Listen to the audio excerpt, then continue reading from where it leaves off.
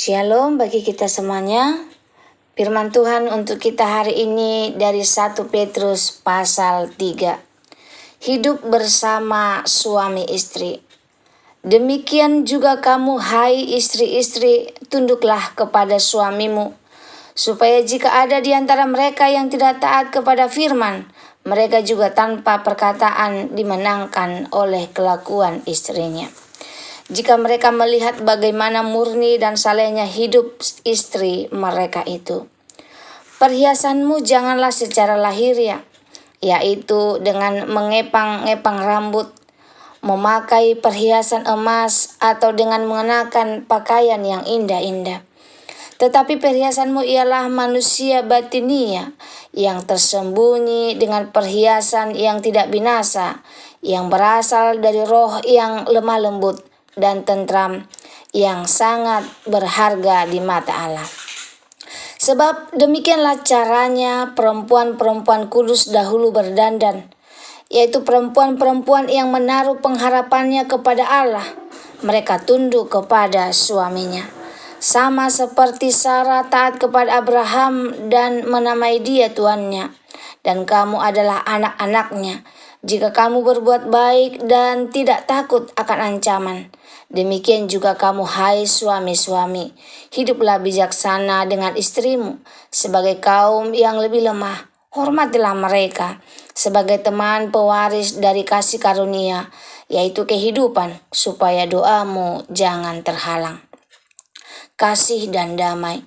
Dan akhirnya hendaklah kamu semua seia sekata, seperasaan, mengasihi saudara-saudara, penyayang dan rendah hati.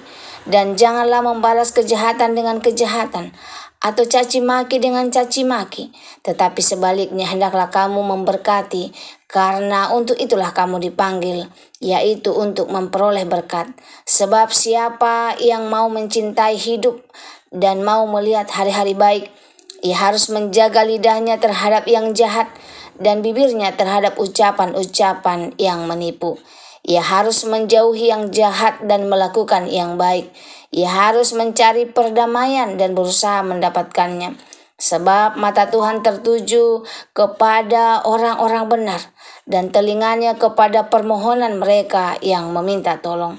Tetapi wajah Tuhan menentang orang-orang yang berbuat jahat. Menderita dan sabar. Dan siapakah yang akan berbuat jahat terhadap kamu jika kamu rajin berbuat baik?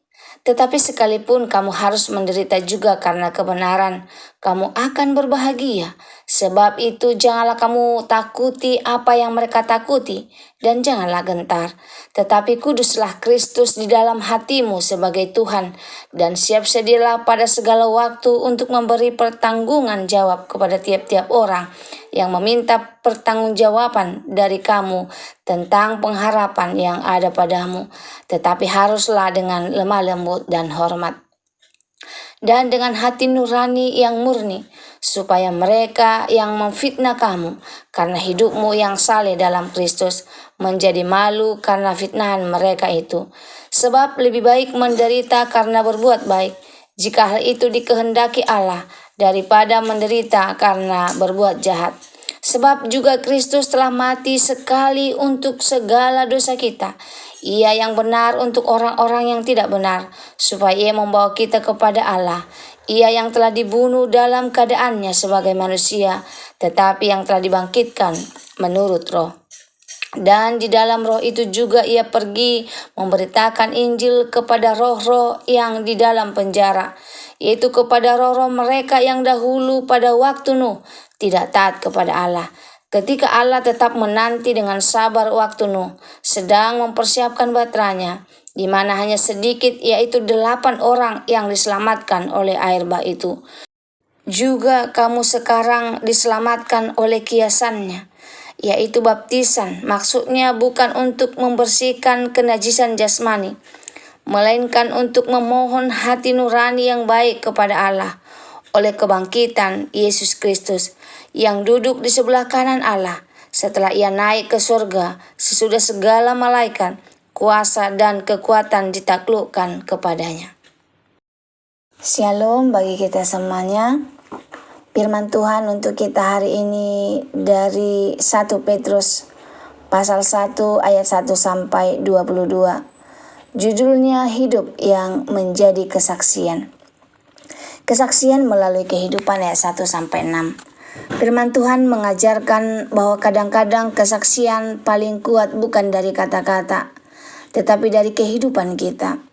Petrus menasihati para istri agar melalui kelakuan yang murni dan saleh, mereka dapat memenangkan suami yang belum taat kepada Tuhan. Ini menunjukkan bahwa hidup yang benar memiliki kuasa besar.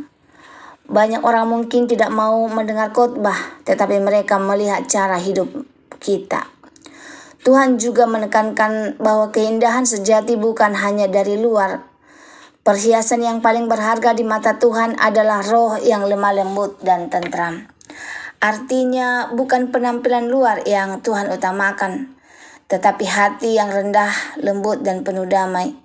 Orang yang memiliki hati seperti ini memancarkan keindahan rohani yang tidak bisa hilang. Selanjutnya hubungan yang saling menghormati ayat 7. Firman Tuhan juga berbicara kepada suami. Suami harus hidup bijaksana dan menghormati istrinya. Petrus bahkan mengatakan bahwa suami harus menghormati istri sebagai teman pewaris kasih karunia kehidupan. Ini berarti dalam pandangan Tuhan suami dan istri sama-sama berharga, sama-sama menerima kasih karunia.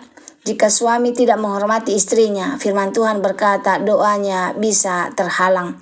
Ini menunjukkan bahwa hubungan keluarga sangat penting di hadapan Tuhan. Selanjutnya jangan membalas kejahatan dengan kejahatan ayat 8-12. Petrus kemudian memberi nasihat untuk semua orang percaya.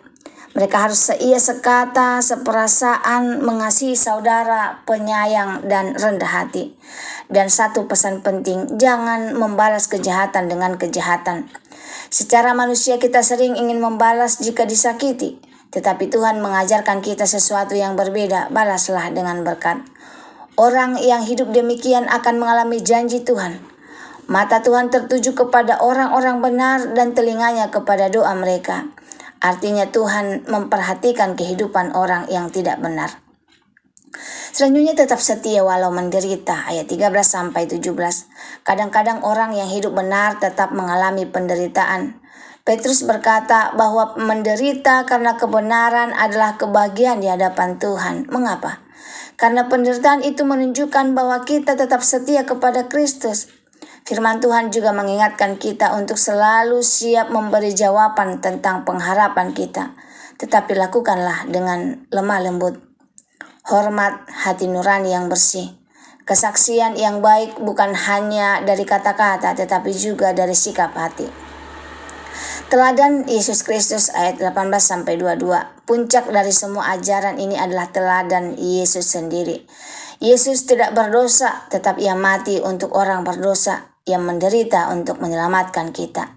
Ia mati di kayu salib supaya membawa kita kepada Allah. Yesus juga bangkit dari kematian dan sekarang duduk di sebelah kanan Allah dengan segala kuasa di bawahnya. Ini memberi kita pengharapan bahwa penderitaan bukan akhir cerita. Seperti Yesus bangkit, orang yang setia kepadanya juga akan menerima kemenangan. Demikian juga kehidupan orang percaya. Kita mungkin tidak selalu harus banyak berkata-kata, tetapi hidup kita harus menjadi terang. Orang akan melihat kesabaran kita, kasih kita, kerendahan hati kita, dan melalui itu mereka bisa melihat Kristus.